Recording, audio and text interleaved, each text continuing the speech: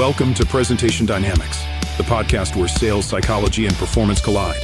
Our host, Jeff Milden, has spent over 30 years refining the craft of high-impact communication, delivering more than 15,000 demos along the way. On this podcast, we break down the psychology, strategy, and performance techniques behind presentations that persuade, engage, and win. Each episode reveals the tools, tactics, and cognitive strategies behind unforgettable demos and winning presentations. Get ready, because the science of great presenting starts right now.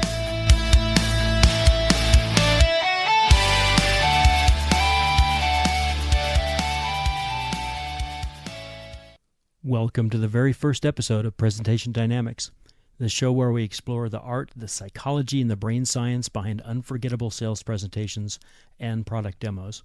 I'm your host, Jeff Milden. Little background on me, I've been doing presentations and demos for over 31 years across 15,000 or so presentations. I did that math recently, and that number actually surprised me. I've published 6 books on the topic of presentations and demos from 2013 up to November last year. My last book is The Cognitive Demo. It's available on Amazon and all the usual sources. I once did 5 on-site presentations in one day. I flew to Arizona with my rep. The rep put me in the car and we cranked him out all day. We would do one presentation and then we would debrief on the way to the next presentation. It was like workshopping the presentation all day. We'd talk about what worked and what didn't, and we would take some content out and add some other things. It was incredible. That final presentation that day was really, really tightened up. It was fantastic to see the difference between the first and the last one. I wish I would have recorded both of them. Quick tip for you, that's a quick way to improve, is record yourself doing your presentations. I also did 3 in-person on-site presentations with 3 different sales reps in 3 different states in 24 hours. I flew to Phoenix and did one in the morning at 10 a.m. and then flew to Orange County and did another in the late afternoon about 4 p.m. Then I got another plane that evening and flew to Denver that night and spent the night in Denver and got up for an early presentation at 6 a.m., ended at 9 the next morning. So that morning's presentation finished before the one started the day before. So actually it was 3 live presentations in 3 different states with 3 different sales reps in 23 hours. So I've seen about everything, the good, the bad, the spectacular, and yes, the really catastrophically ugly as far as presentations go. So we'll avoid that. So today's episode is a perfect place to start because we're stepping back in time a little bit. We're going to explore a little bit of history, kind of where presentations started, at least when I started in the 90s, how they've transformed, and how we ended up in this new area I call neural persuasion, presenting to the brain instead of at the person. If you want to understand how buyers have changed, how attention has changed, and how you need to change with them, you're in the right place. Before we go all the way back, I want to set the stage for something important. Presentations really didn't evolve in a straight line. They really evolved in waves. They're shaped by the technology at the time and the psychology of the buyer and the expectations of the marketplace. Every shift in how we present, it wasn't random, it was a reaction. Response to something changing in how people behave, communicate, or make decisions. So as we walk through these eras, think of those waves as kind of layers, each one adding something new, also leaving behind something we might wish we still had. The truth is, some of the things we did in the 90s were actually better than what we do today, and some of the things we do today were unimaginable back then. Understanding this evolution gives you a massive advantage because you start seeing why today's buyers respond the way that they do. So let's jump in the time machine. Let's go back to the 90s.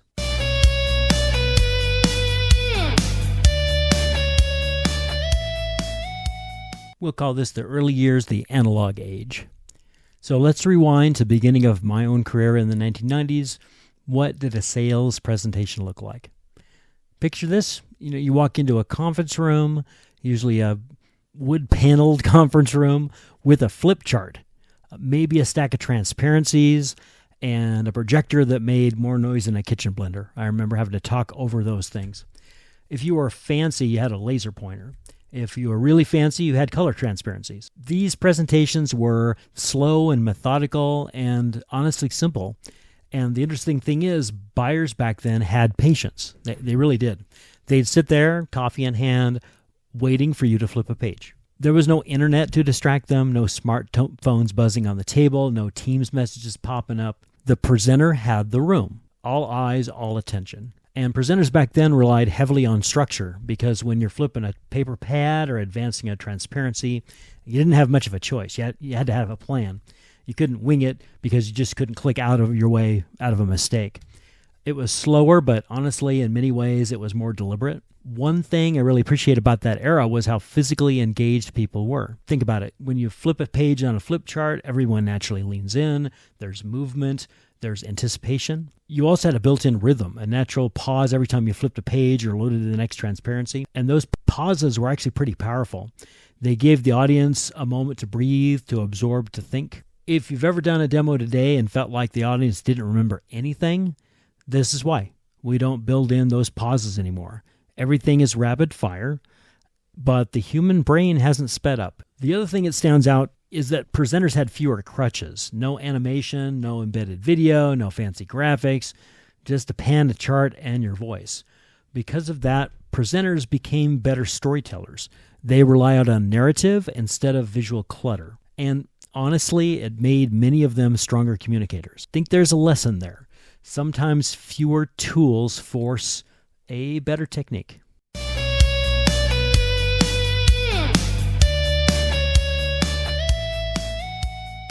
Part 2, the digital boom. Then along came PowerPoint and everything changed. Suddenly, everyone became a designer. Animations, clip art, word art, slides that swirled and spun and bounced and zoomed, and sometimes all in the same presentation. Looking back, it was like giving a toddler a glue stick and glitter and saying, have fun. What PowerPoint did was democratize visual communication, but it also introduced a new problem, the illusion of competence. People started thinking, if my slides look good, my presentation is good. Spoiler alert, it was not. We saw the rise of overloaded slides, 70 bullet points, 12-point font, a chart so complicated it looked like it needed its own instruction manual. And because presenters now had the ability to move fast, they did. They raced through slides like they were qualifying for NASCAR. The buyer's brain, it couldn't keep up. And this was when the first signs of cognitive overload appeared in sales presentations, but we didn't have the language for it yet. Another thing that PowerPoint changed was the way companies controlled messaging. Suddenly, marketing departments could standardize everything, templates, colors, fonts, approved language. This was great for branding, don't get me wrong there, but terrible for presenters who needed flexibility. Salespeople started relying on decks that were built for the company, not for the audience. You'd see these huge overview decks, 70, sometimes 120 slides, and reps would try to cram the entire corporate encyclopedia into a single call. Here's what happens psychologically when someone sees a heavy deck. Their brain immediately goes, this is going to be work. They see all those slides and say, it's going to be a long time. And once the brain anticipates work, it shuts down engagement to conserve energy. So unintentionally, the PowerPoint made presentations look more polished while making audiences more passive and overwhelmed. And the irony is when everything looks polished, nothing stands out. People don't remember perfect slides. They remember human movements, examples, stories, simplicity. PowerPoint solved the wrong problem.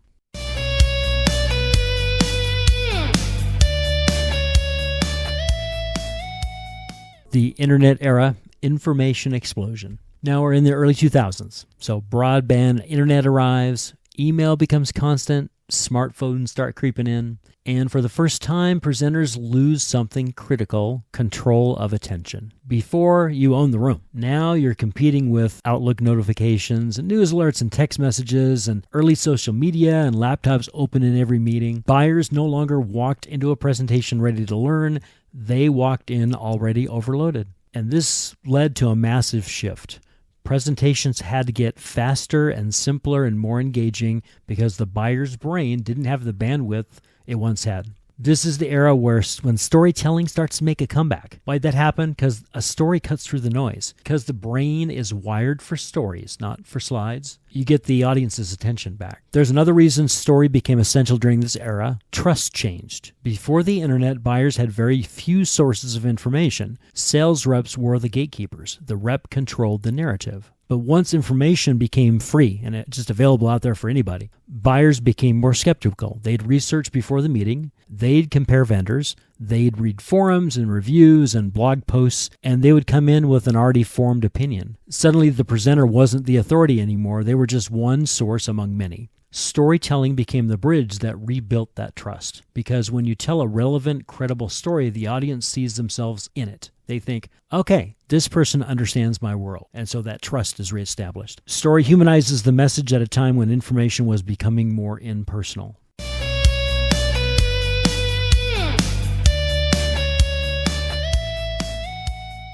The rise of demo culture. The next big shift, software explodes.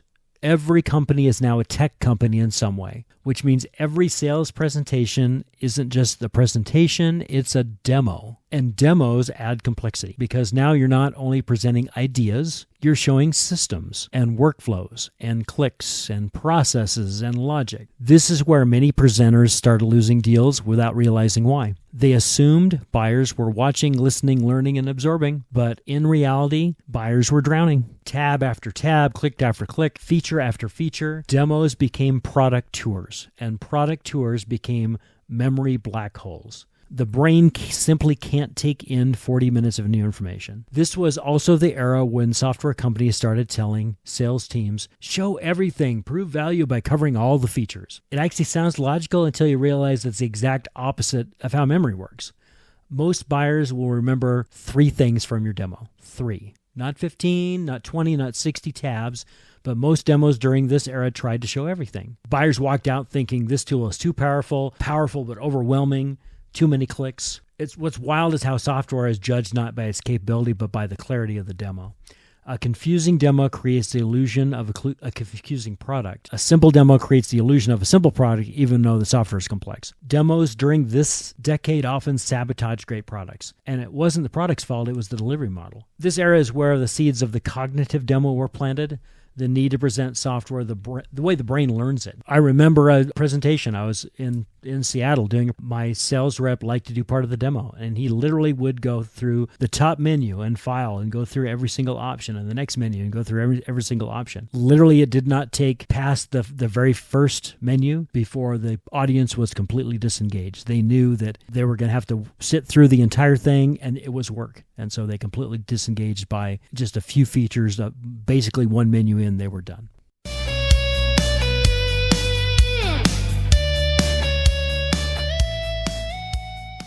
COVID and virtual selling, a forced evolution. Then, boom, a global pandemic hits. Overnight, we move from conference rooms to virtual rooms, Zoom rooms, Teams rooms. This was really the single biggest shift in presentation history since the PowerPoint. Buyers are now not in the same room with you, and so they're distracted and they're multitasking, they're off camera, they're checking email, they're working from home, managing kids and pets and jumping on and off Zoom calls, and so they had remote presentation fatigue.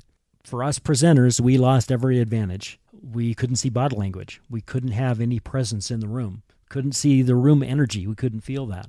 Eye contact. Virtual selling forced us to confront something pretty uncomfortable. Presentations were designed for rooms and not for screens. And this is when presenters who adapted began to dominate again. They learned to use shorter segments and cleaner visuals, camera connection, vocal variety, intentional pacing, and they learned the power of engagement moments, polls, check-ins, questions, micro-interactions. Without them, virtual buyers disappear mentally, even if their camera is technically still on. Here's the thing no one expected. Virtual meetings compressed emotional presence. In person, your energy fills the room. You can feel whether the audience is with you. You can adjust instantly. You can react to it.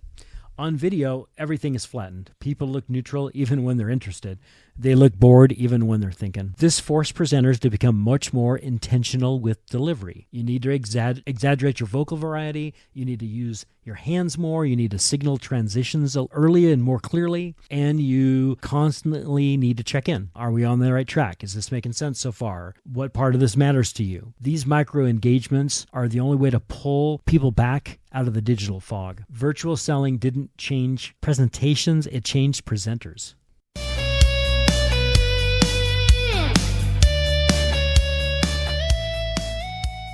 The age of neural persuasion.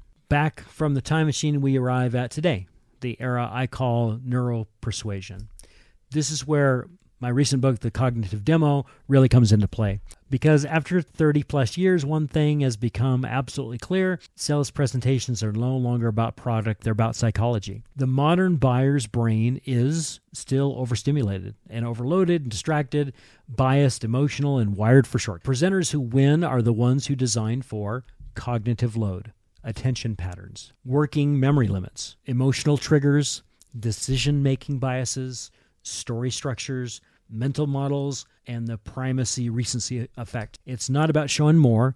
It's about showing what the brain can actually absorb. We move from flip charts to PowerPoint to demos to virtual to cognitive selling. This is not the end of the revolution. It's the beginning of the most important phase, because now the question isn't what do I want to show? It's what will the audience's brain actually remember and why? The final piece of this era is something I think will define the next decade of presenting.